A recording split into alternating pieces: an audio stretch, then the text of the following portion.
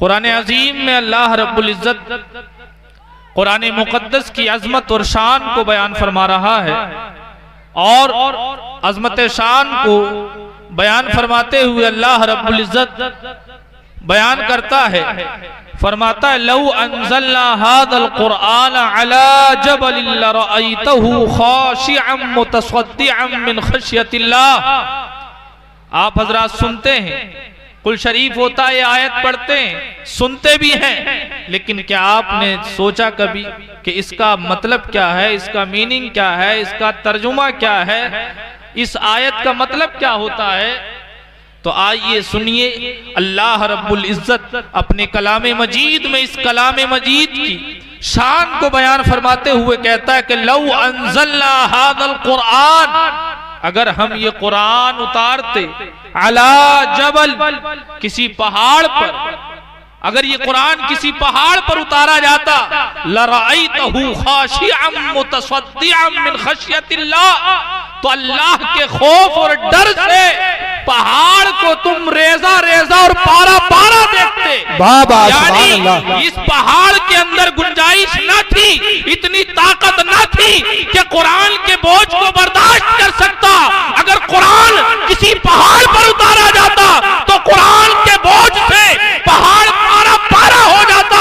लेकिन कुर्बान चाहिए इन हुफ़ाज़े किराम पर, अल्लाह रब्बुल इज्जत ने इन हुफ़ाज़े किराम के सीलों में जो छोटे छोटे बच्चे हैं, अल्लाह ने अपनी मुक़द्दस किताब को इनके सीलों में अल्लाह ने महफूज फरमा दिया। बाबा दारे तकबीर, दारे रिसालत, दारे वसीयत, बस लगे आला हज़रत चश्मे दस्तार बत्ती, दारे हैदरी जिंदाबाद जिंदाबाद। बहुत तो कुरान की अजमत देखें, कुरान खुद बयान फरमाता है इन हुफ़ाज़े किराम का क्या मकाम व मर्तबा है।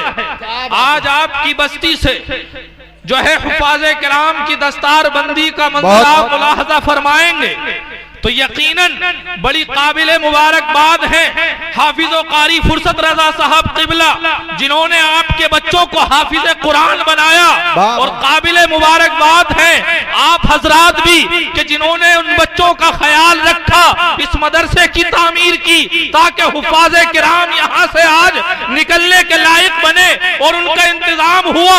यकीनन कुरान का वो मर्तबा है कि कुरान का मर्तबा तो हम जैसे से बयान क्या हो सकता है, जिसकी शान ये बयान फरमाता हो कि अगर कुरान पहाड़ों पर उतरता तो पहाड़ उसके बोझ से, अल्लाह के खौफ से रेजा रेजा हो जाता, पारा पारा हो जाता, टुकड़े टुकड़े हो जाता। कुरान का बोझ बर्दाश्त न कर सकता, लेकिन अल्लाह रब्बुल इज्जत का फजलो करम देखिए इन हाफिजों पर। मोहम्मदिया के ये छोटे छोटे बच्चे हैं, जिस पहाड़ जो पहाड़ कुरान का बोझ बर्दाश्त पहाड़ बर्दाश्त न कर सके, उस कुरान को इन बच्चों ने अपने सीनों में महफूज फरमा लिया। बाबा सुभान अल्लाह सुभान अल्लाह, जिंदाबाद जिंदाबाद। तो हाफिज कुरान का जाहिर सी बात है कि जो अल्लाह रब्बुल इज्जत के खौफ और डर से पहाड़ अगर पहाड़ों पर उतारा जाता तो पारा पारा रेजा रेजा हो जाते। लेकिन यार इन हाफिज कुरान को देखिए कि छोटे होते हैं, कोई 10 साल का है, कोई 12 साल का है, कोई 15 साल का है, कि जिसने अपने सीने में अल्लाह रब्बुल इज्जत की किताब को महफूज फरमा दिया, अल्लाह के कुरान को महफूज कर लिया। तो हाफिज कुरान, एक तो ये कुरान करीम का एजाज और फिर अल्लाह रब्बुल इज्जत का इन हुफ़ाज़े किराम पर फजलो करम। आप आज दुनिया इन हुफ़ाज़े किराम और अल्लाह की किताब के याद करने वालों को आज कोई अहमियत देता हुआ नजर नहीं आता है। लेकिन आइए हदीस पाक से पूछिए, हदीस पाक का मुताला कीजिए। अपने नबी सल्लल्लाहु अलैहि वसल्लम जिनका हम कलमा पढ़ते हैं, जिनके हम उम्मती हैं, जिनकी उम्मत में हम जो है अल्लाह रब्बुल इज्जत ने हमें पैदा फरमाया है, उस नबी से तो इसकी शान पूछिए कि ए नबी, कुरान करीम के हिफ्ज करने वाले की आका हमें शान तो बताइए। ए मोहम्मद मुस्तफा सल्लल्लाहु अलैहि वसल्लम, इस कुरान अजीम के हिफ्ज करने वाले की हमें अज़मत तो बताइए। जाइए तो आपको पता चलेगा। आका करीम इरशाद फरमाते हैं, अल्लाह के रसूल सल्लल्लाहु अलैहि वसल्लम ने इरशाद फरमाया, हदीस पाक है, फरमाते हैं इदा माता हामिलुल कुरान, जब अल्लाह रब जब हामिले कुरान हाफिजे कुरान का इंतकाल हो जाता है, जब कोई हाफिजे कुरान इस दुनिया से जाता है, औ अल्लाहु इलल अर्दी, अल्लाह ताकुला फरमाते हैं, आका करीम सल्लल्लाहु अलैहि वसल्लम का फरमान है कि जब किसी हाफिजे कुरान का इंतकाल हो जाता है, इस दुनिया से चला जाता है, तो हाफिजे कुरान के जाने के बाद अल्लाह रब्बुल इज्जत जमीन को वही फरमाता है, अल्लाह ताकुला लहमहू, के जमीन इसके हाफिजे कुरान के जिस्म को ना खाना, इसके गोश्त को ना खाना, इसके गोश्त को गलाना नहीं। आज हमारा और आपका इंतकाल होता है, हमारे मुर्दों का इंतकाल होता है, 10 साल बाद देखिए, 10 साल तो बहुत दूर की बात है, 1 साल बाद देखिए तो उनका जिस्म गल जाता है, हड्डी अलग हो जाती है, मांस नहीं मिलता। ये हमारे मुर्दों का हाल है। हमारे रिश्तेदार चाहे डॉक्टर हो, इंजीनियर हो, कितना ही बड़ा प्रोफेसर हो, अगर हाफिज कुरान नहीं है, दबाओगे, नेक नहीं है, अल्लाह रब्बुल इज्जत जो है हाफिज कुरान को कितना मकाम और मर्तबा अता फरमाया है। क्या हाफिज कुरान की शान है? डॉक्टर मरे, इंजीनियर मरे, प्रोफेसर मरे, कोई भी जो है दुनियादार आदमी मरे, 6 महीने के बाद कब्र खोद कर देख लेना, गोश्त नजर नहीं आएगा, हड्डियां नजर नहीं आएंगी। लेकिन आइए हदीस पाक से पूछिए, ये बताइए हाफिज कुरान की क्या फजीलत है? उसके मरने में और आम लोगों के मरने में कोई फर्क है? तो अल्लाह के रसूल इरशाद फरमाते हैं, आका करीम की हदीस पाक का मुताला करने से हमें जवाब मिल जाता है। हाँ हाँ, फर्क बहुत बड़ा है। डॉक्टर मरे, इंजीनियर मरे, प्रोफेसर मरे, 6 महीने के बाद उसका गोश्त नजर नहीं आएगा, जमीन उसे खा जाएगी। लेकिन आका फरमाते हैं जब हाफिज कुरान का इंतकाल होता है तो अल्लाह रब्बुल इज्जत जमीन को वही फरमाता है, जमीन को हुक्म देता है कि ए जमीन, इस हाफिज कुरान के जिस्म को ना खाना, इसके गोश्त को ना गलाना। तो जमीन कहती है, ऐ रब्बी, ए मेरे परवरदिगार, कैफा आकुलु लहमहु व कलामुका फी बतनिही, ए मेरे परवरदिगार, मैं इसके गोश्त को कैसे खा सकती हूँ जबकि तेरा कलाम इसके सीने में। क्या बात है, अल्लाह, सुभान अल्लाह, सुभान अल्लाह। तो ये देखिए आका करीम की हदीस पढ़े आप, मुस्तफा जाने रहमत का फरमान पढ़े आप। डॉक्टर मरे, इंजीनियर मरे, दुनियादार कोई मरे, तो आप 6 महीने के बाद उसकी कब्र खोद कर देख लेना। जी जी जी, जो है आपको हड्डियां मुश्किल से मिल पाएंगी, हड्डियां जमीन जो है जमीन उनको खा जाएगी, गला देगी मिट्टी। लेकिन हाफिज कुरान का क्या मर्तबा है? एक हाफिज कुरान का क्या मर्तबा है? जो हाफिज कुरान बन गया और उसके अहकाम पर अमल किया, तो अल्लाह के रसूल सल्लल्लाहु अलैहि वसल्लम ने इरशाद फरमाया ऐसे शख्स के बारे में कि जब वो इंतकाल करता है, जब इंतकाल करता है तो जमीन भी उसका इस्तकबाल करती है, जमीन उसकी कब्र भी उसके आने पर खुशी मनाती है। और अल्लाह रब्बुल इज्जत जमीन पर को हुक्म देता है कि ए जमीन, इसके गोश्त को ना खाना, इसके जिस्म को ना खाना, इसका गोश्त गलाना नहीं। तो जमीन ये नहीं कहती है, जमीन अल्लाह की नाफरमानी नहीं करती है, कि ये नहीं कहती कि अल्लाह और आते हैं तो गला देती हूँ, इसको भी गलाऊंगी, इसका गोश्त कैसे बाकी रह सकता है, इसका जिस्म कैसे बाकी रह सकता है? कुर्बान चाहिए जमीन पर। जमीन जवाब देती है, अर्ज करती है, ए रब्बी, ए मेरे परवरदिगार, कैफ आकुलु लहमहु व कलामुका फी बतनिही, ए मेरे परवरदिगार, मैं इसके गोश्त को कैसे खा सकती हूँ, इसके जिस्म को कैसे गला सकती हूँ, जबकि तेरा कलाम, तेरी किताब इसके सीने में महफूज है। सुभान अल्लाह, सुभान अल्लाह। तो हाफिज कुरान का मकाम और मर्तबा तो हदीसों से पढ़े आप मुताला करें। और ये तो हाफिज कुरान का अपना उसको मर्तबा मकाम व मर्तबा अल्लाह रब्बुल इज्जत ने अता फरमाया।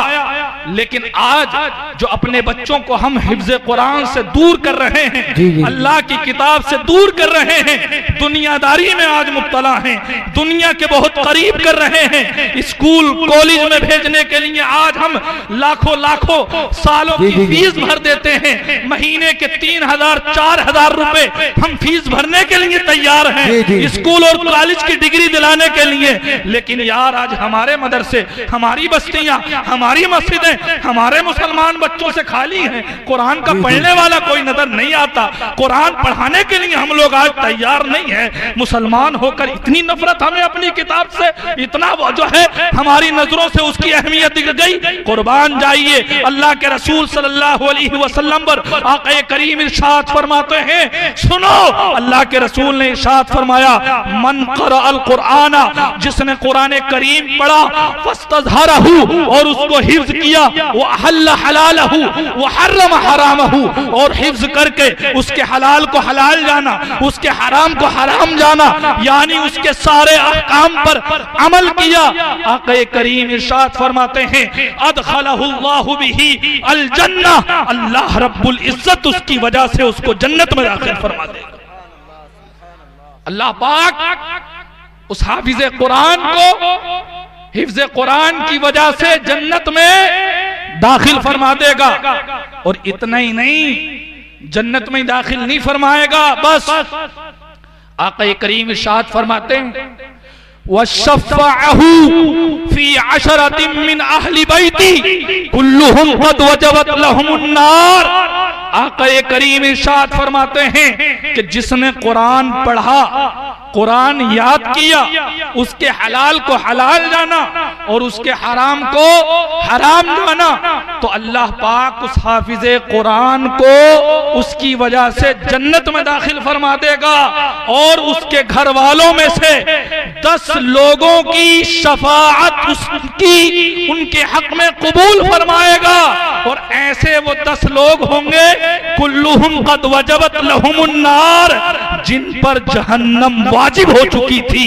अल्लाह पाक उस हाफिज़े कुरान के सदक़े से उसके घर वालों में से ऐसे 10 लोगों की शफाअत अल्लाह रब्बुल इज्जत उसकी कबूल फरमाएगा और उसके घर वालों में से 10 लोगों को अल्लाह पाक जन्नत में दाखिल फरमाएगा। बाबा नारे तकबीर, अपने हाथों का जमी का झंडा लहराकर बोलिए, नारे तकबीर, नारे रिसालत, बस लगे आला हवा, जश्न दस्तार बंदी, ख्वाजा का हिंदुस्तान, खैर फरका सुन्नी मुसलमान, नारे हैदरी जिंदाबाद जिंदाबाद। तो आप जरा अंदाजा लगाएं, आज हम दुनियावी डिग्रियां अपने बच्चों को दिलाएं, क्या कोई ऐसी डिग्री दुनिया के अंदर है?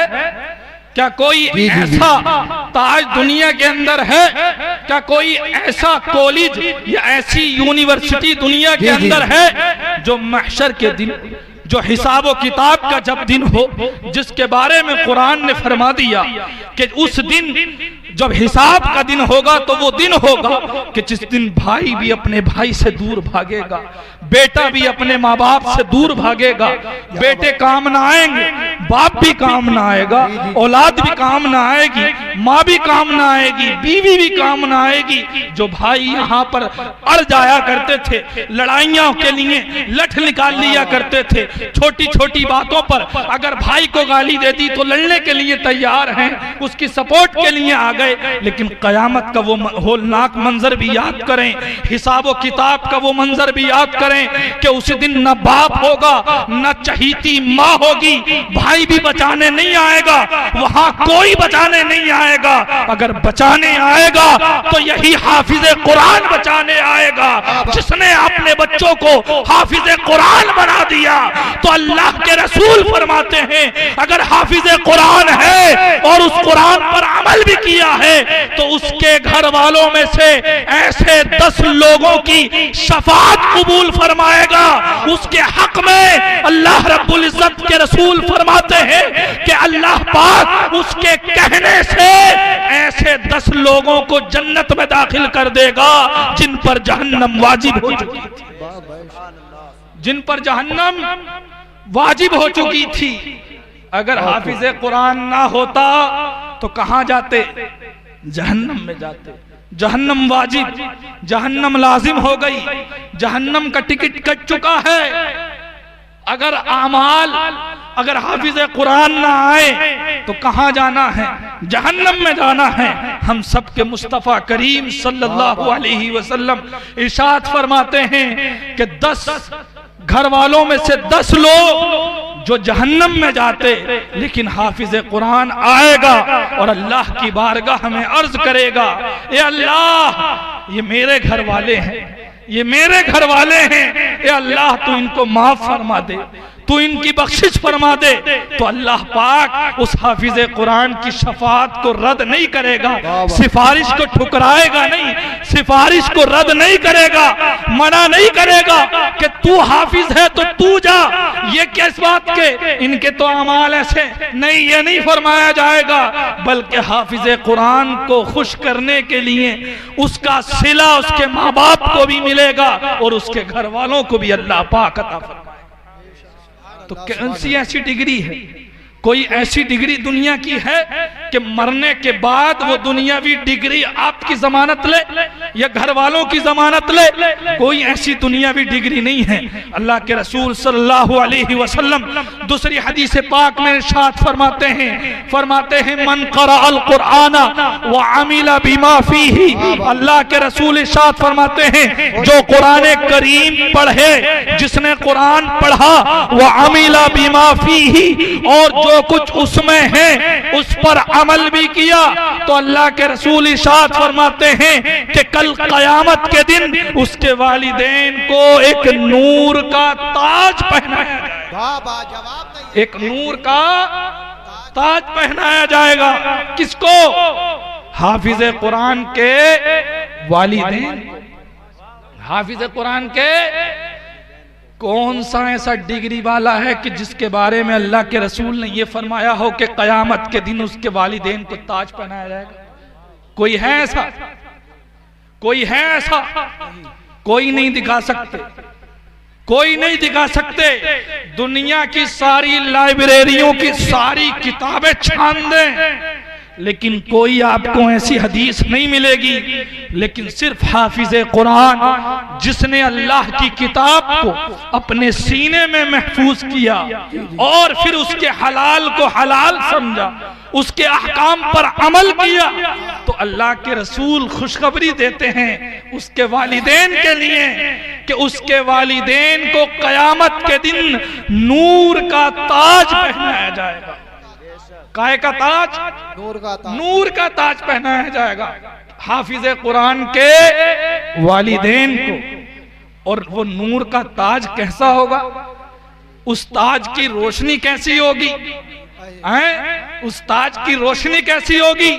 ये ताज नहीं जो आप जो समझते हैं कि जो है चांदी का ले आए या जो है दूसरी किसी धात का आप ले आए और सर पर ताज रख दिया, नहीं, वो इसका ताज नहीं होगा, बल्कि आका फरमाते ताजम नूर, वो रोशनी का ताज होगा, वो नूर का ताज होगा, उससे रोशनी फैलती होगी, नूर निकलता होगा। वो ऐसा वैसा ताज नहीं होगा, बल्कि उससे रोशनियां फैलती होंगी, उससे नूर निकलता होगा।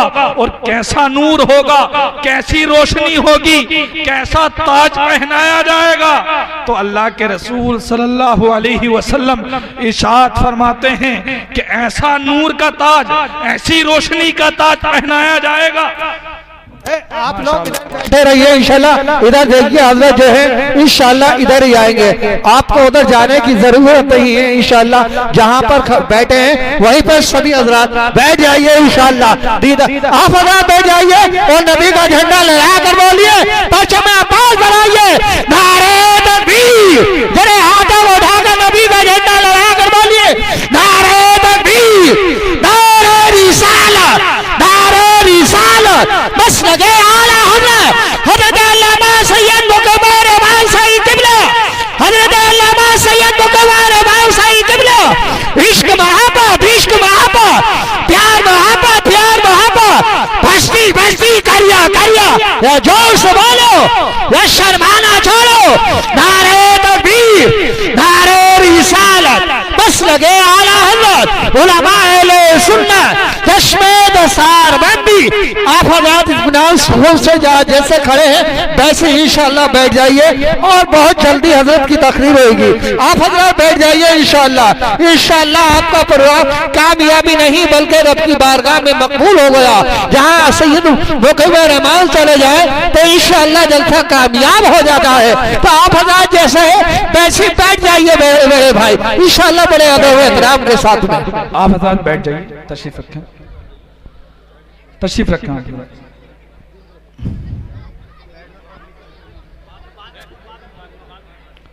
मुलाकात बाद में कर लेना, बाद में हजरत रहेंगे तकरीर बाद में कर लेना।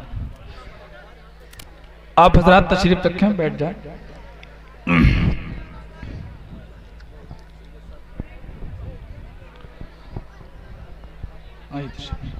बैठ जाए हजरत। माशाअल्लाह उस्तादी व सय्यदी हजरत अल्लामा मौलाना मुफ्ती मुकीमुर रहमान साहब क़िबला हफ़िज़हुल्लाह तआला व रआह तशरीफ़ ला चुके हैं। अब हजरत का हमें बेहतरीन खिताब जो है सुनना है। आप हजरत तशरीफ़ रख लीजिए, बैठ जाइए। बस हजरत का जो है इंतज़ार था और मैं अपनी बात आखिरी बात कहकर आप हजरत से रुखसत होना चाहता हूँ, क्योंकि जो है वक्त भी हो चुका है और इंशाअल्लाह हजरत का भरपूर हम लोगों को जो है खिताब सुनना है। दुरूद पाक पढ़ें, अल्लाहुम्मा सल्ली अला सय्यिदिना व शफीइना व हबीबिना व मौलाना व सल्लिम सलातन व सलामन अलैका या रसूल अल्लाह सल्लल्लाहु तआला अलैहि वसल्लम। तो यकीनन काबिल मुबारकबाद उन हुफ़ाज़ के वालिदैन भी और उनके रिश्तेदार घर वाले भी कि जिनके बच्चे आज जो है हिफ्ज़ कुरान कि जिनके सरों पर दस्तार सजाई जाएगी। यकीनन अल्लाह के रसूल सल्लल्लाहु अलैहि वसल्लम ने उन हुफ़ाज़े किराम के वालिदैन के लिए बड़ी बशारतें सुनाई हैं। जिन अहदीस में से एक हदीस आप हजरात के सामने मैंने पेश की, जिसमें आक़ा करीम सल्लल्लाहु तआला अलैहि वसल्लम ने इरशाद फरमाया कि जो कुरान करीम हिफ्ज़ किया जिसने और जो कुरान करीम के अंदर अहकाम हैं उन अहकाम पर अमल किया तो अल्लाह के रसूल सल्लल्लाहु अलैहि वसल्लम इरशाद फरमाते हैं उल्बिसा वालिदाहु ताजम मिन नूर, उसके वालिदैन को नूर का ताज पहनाया जाएगा, उसके वालिदैन को रोशनी का ताज पहनाया जाएगा। और नूर का रोशनी का ताज कैसा ताज होगा? ये वो ताज नहीं जो हम दुनिया में ताज देखते हैं, छोटी मोटी रोशनी नहीं होगी, छोटा मोटा नूर नहीं होगा कि जिसके वालिदैन पर हाफिज कुरान के वालिदैन के सरों पर जो ताज रखा जाएगा इनाम इकराम के लिए, उनके नवाजिश के लिए, उनकी ताज़ीम के लिए कि जो उन हजरात को दर्स लेना चाहिए उन वालिदैन को जिनके बच्चे तो हैं लेकिन अपने बच्चों को हिफ्ज़ कुरान से दूर किए हुए हैं, कुरान करीम की तालीम नहीं दिलाते, मदारिस के करीब नहीं करते हैं, मसाजिद के करीब नहीं करते हैं, उलमा के करीब नहीं करते हैं, अइम्मा के करीब नहीं करते हैं, हुफ़ाज़ के करीब नहीं करते हैं। इंग्लिश मीडियम में तो हमने खूब भेजा, स्कूलों में तो हमने खूब फीसें भी भरी, लेकिन मदरसों में हमने फ्री तालीम भी देना गवारा नहीं करी। आज उनके वालिदैन को इस हदीस पाक से दर्स लेना चाहिए और उन वालिदैन को खुश होना चाहिए और अपनी किस्मत पर नाज करना चाहिए कि जिनके बच्चे आज हिफ्ज़ कुरान मुकम्मल किया है उनके सरों पर दस्तार बंदी का जो है आप मंजर मुलाहिजा करेंगे। अल्लाह के रसूल इरशाद फरमाते हैं कि उस बच्चे के, उस शख्स के हाफिज कुरान जिसने हिफ्ज़ कुरान हिफ्ज़ किया और उनके अहकाम पर अमल किया है, हलाल को हलाल जाना, हराम को हराम जाना है, तो नूर का रोशनी का ताज पहनाया जाएगा। आका करीम इरशाद फरमाते हैं उस ताज की रोशनी कैसी होगी, उसकी चमक कैसी होगी, उसकी दमक कैसी होगी। अल्लाह के रसूल ने इरशाद फरमाया, दौउहु मिथलु दौइ शम्स, उस नूर का जो ताज होगा, उसकी जो रोशनी होगी, उसकी जो चमक और दमक होगी, जो वालिदैन को पहनाया जाएगा, उसकी रोशनी का आलम यह होगा कि उसकी रोशनी, उसकी चमक ऐसी होगी जैसे कि सूरज की चमक होती है, बेशक सुभान अल्लाह सुभान अल्लाह। जैसे कि सूरज की रोशनी होती है। और आका करीम इरशाद फरमाते हैं नूर का ताजी नहीं बस इसी पर इक्तिफा नहीं किया, बल्कि अल्लाह के रसूल सल्लल्लाहु अलैहि वसल्लम ने तो फरमाया कि उसके वालिदैन को जोड़े पहनाए जाएंगे, उसके वालिदैन को जोड़े पहनाए जाएंगे। और वो जोड़ा कैसे होंगे? ला तक़ूमु बिहिमा दुनिया, वो जोड़े ऐसे होंगे कि दुनिया भी उन जोड़ों का मुकाबला नहीं कर सकती। तो कुरान करीम जिनके बच्चों ने हिफ्ज किया है, नाश करनी चाहिए उन लोगों को अपनी किस्मत पर, और उन हजरात को भी इस हदीस पाक से दर्स लेना चाहिए कि अल्लाह के रसूल सल्लल्लाहु अलैहि वसल्लम ने वालिदैन के लिए कितने बड़े इनाम की बशारत दी है, कितनी बड़ी खुशखबरी सुनाई है कि कल हश्र के मैदान में जब कोई पुरसाने हाल ना होगा, जब हश्र के मैदान में जब कोई पूछने वाला ना होगा, जिन बच्चों को हमने लाख करोड़ खर्च करके डॉक्टर बनाया, इंजीनियर बनाया, लेकिन कुरान की तालीम से उन्हें अगर कोरा रखा है, कुरान की तालीम के हमने उन्हें करीब नहीं दिया, सिखाया, तो आज उन वालिदैन को भी इस हदीस पाक से इबरत करना हासिल करना चाहिए कि हमने जिन बच्चों पर करोड़ों खर्च किए, लाखों खर्च किए, जिन बच्चों के लिए हम लाखों की प्रॉपर्टी छोड़कर चले गए, लाखों की अरबों की जायदाद छोड़कर चले गए, वो बच्चे हमारे कयामत में कुछ काम ना आएंगे, तो कितना अफसोस होगा हश्र के मैदान में कि यार जिन बच्चों के लिए हमने पूरी जिंदगी बर्बाद कर दी, जिन बच्चों के लिए हमने करोड़ों रुपए खर्च किए, जिन बच्चों की खातिर हमने मेहनतें की, मजदूरियां की, बिजनेस किए, कारोबार किए, नाजायज माल खाया, हमने गरीबों को सताया, जुल्म किया बच्चों की खातिर, आज वो बच्चे काम नहीं आए हैं, कितना अफसोस होगा उस हश्र के मैदान में।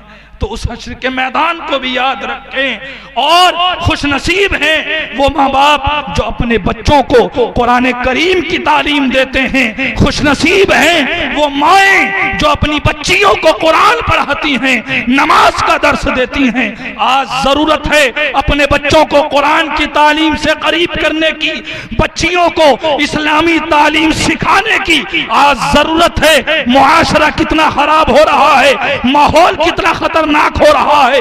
आप हजरात सोशल मीडिया चलाते हैं, हमारे नौजवान रोज देखते हैं कि आज फुला मुस्लिम बच्ची बहक गई है, आज फुला मुस्लिम बच्ची मुर्तद हो गई है। वजह क्या है? जानते हैं उसकी वजह क्या है?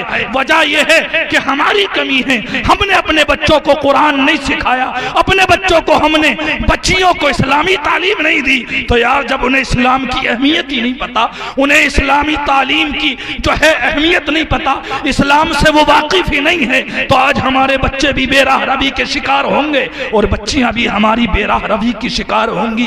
तो आज जरूरत है, आज वालिदैन होश के नाखून लें और आंखें खोलें, आज अपने बच्चों को दुनियावी तालीम भी दें, और दुनियावी तालीम से पहले आज जरूरत है अपने बच्चों को कुरान की तालीम देने की, अपनी बच्चियों को इस्लामी तालीम से आरास्ता करने की, ताकि कोई गैर मर्द अगर उसकी तरफ निगाह उठाकर देखे तो कुरान का दामन उसके साथ में हो, कुरान उसके साथ में हो, शरीयत मुस्तफा उसके साथ में हो। शरीयत मुस्तफा उसे तालीम देगी कि निगाह उठाकर नहीं चलते हैं, बल्कि निगाह झुकाकर चला जाता है। अपने बाप का वो नाम बदनाम नहीं करेगी, खानदान का जो है बदनाम नहीं करेगी। अगर उसके पास तालीम मुस्तफा होगी, कुरान की तालीम होगी, शरीयत की तालीम होगी, तो इंशाअल्लाह आपका नाम दुनिया में भी रोशन करेगी, आपके खानदान की इज्जत दुनिया में भी बचाएगी। और जब कयामत का दिन होगा, हश्र का मैदान होगा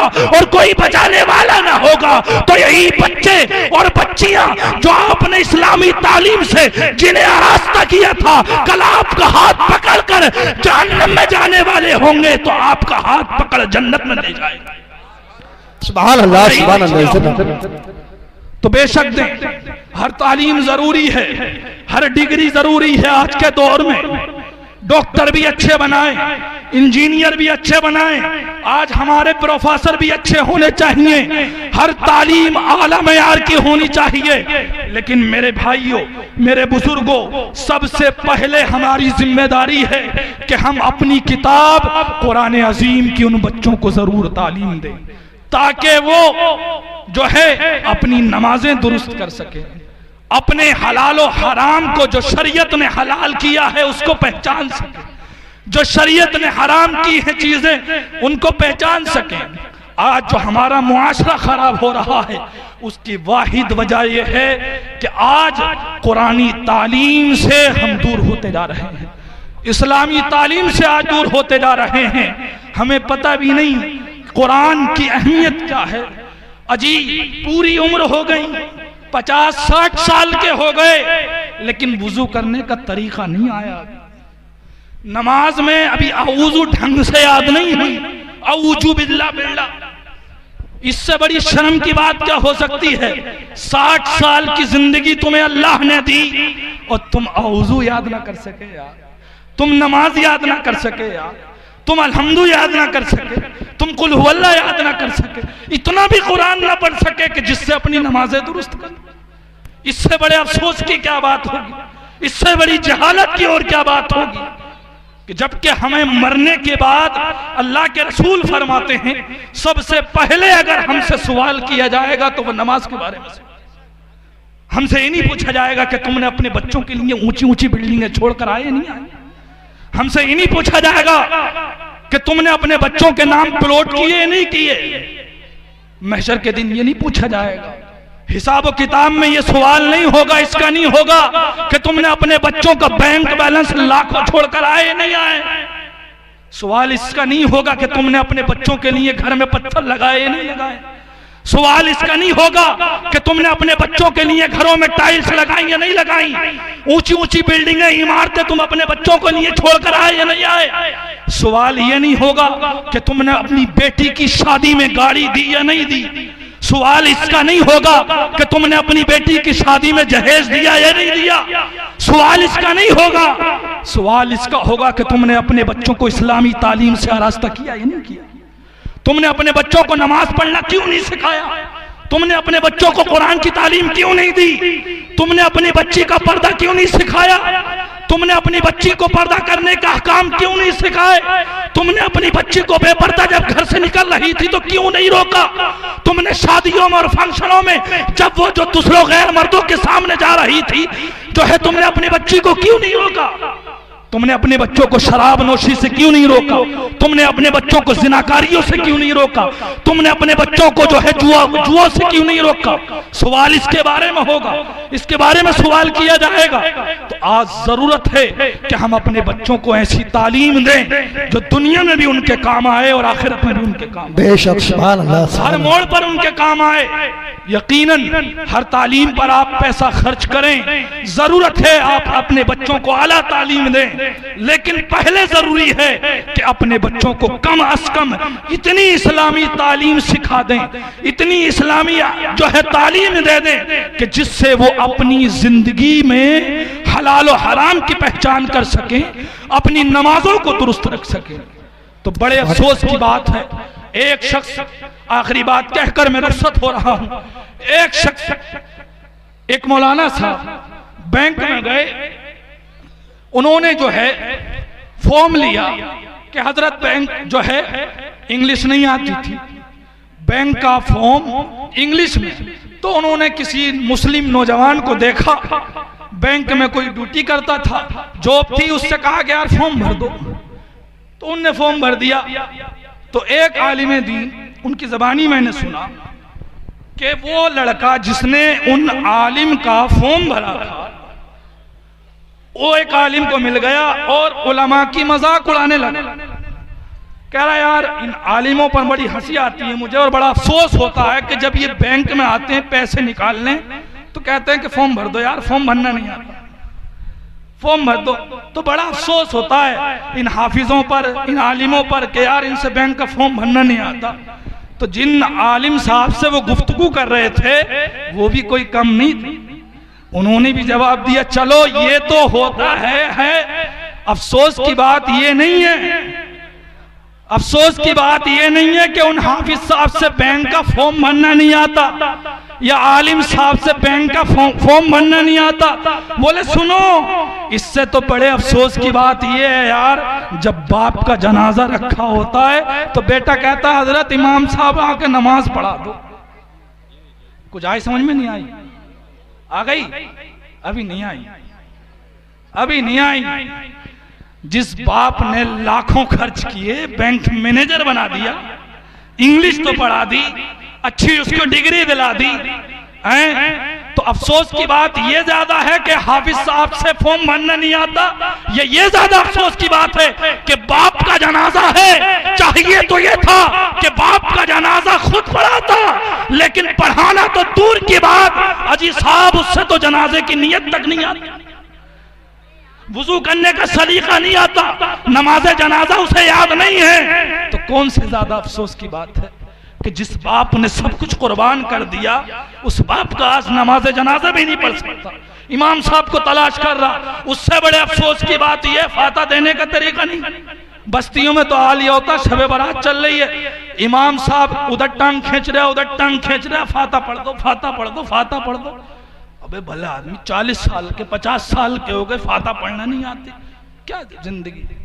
तो अपने बच्चों को कम से कम इतनी तालीम जरूर दें, इतना कुरान जरूर पढ़ा दें, 1-2 साल उन्हें मदरसों में जरूर दाखिल करें। आपको अगर दुनियावी तालीम देनी है दें, डॉक्टर बनाए, इंजीनियर बनाए, कोई नहीं रोकता आपको। इस्लाम आपको तरक्की करने की दावत देता है। इस्लाम वो मजहब है कि कुरान करीम जिसकी आज हिफ्ज की दस्तारबंदी का मंजर मुलाहजा करेंगे, यार यही कुरान करीम जब आसमान से आया है तो पहली आयत इसकी तालीम की दावत देती है। पहली आयत नाजिल हुई, इक़रा बिस्मि रब्बिकल्लज़ी खलक़, पढ़ो अपने रब के नाम से जिसने आपको पैदा किया, जिसने पैदा किया।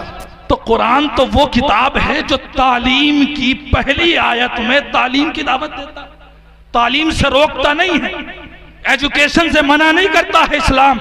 लेकिन हाँ, आपको सबसे पहली एक मुसलमान की जिम्मेदारी है कि अपने बच्चों को 2-3 साल मदरसे में कम से कम जरूर पढ़ाएं, उसके बाद आप कोई सी डिग्री दे दें। क्यों?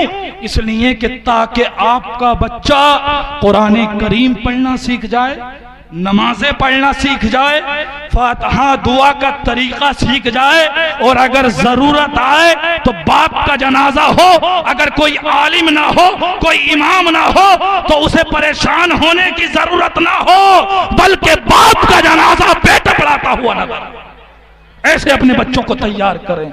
ऐसी जो है अपनी बच्चियों को, जो आप बाप का जनाजा हो बच्चियां कुरान की तिलावत करती नजर आए, माँ का जनाजा हो बच्ची कुरान की तिलावत करती नजर आए, तो अपने बच्चों को, बच्चियों को कुरान की तालीम से करीब करें, कुरान से करीब करें, इस्लाम से, उलमा से अपने बच्चों को करीब करें, ताकि उनकी सोहबत में रहें तो उन्हें फायदा हासिल हो। अल्लाह रब्बुल इज्जत की बारगाह में दुआ है कि अल्लाह पाक इस गुफ्तगू को कबूल फरमाए। मेरे बोलने में, आप हजरात के सुनने में जो भी खताएं लफ्ज़िशें हो गई हों, अल्लाह रब्बुल इज्जत अपने हबीब पाक के सदक़े से उनको माफ़ फरमाए। मैं अभी या कभी भी मेरी ज़बान से कभी कोई कलमा कुफ्र सरजद हो गया हो, आप भी यही नियत करें तो मैं भी उससे इस्तिग़फ़ार करता हूँ, आप भी इस्तिग़फ़ार करें। अस्तग़फ़िरुल्लाह रब्बी मिन कुल्लि ज़म्बिन व अतूबु इलैहि। कलमा शरीफ पढ़ें, ला इलाहा इल्लल्लाहु मुहम्मदुर रसूलुल्लाह सल्लल्लाहु अलैहि वसल्लम।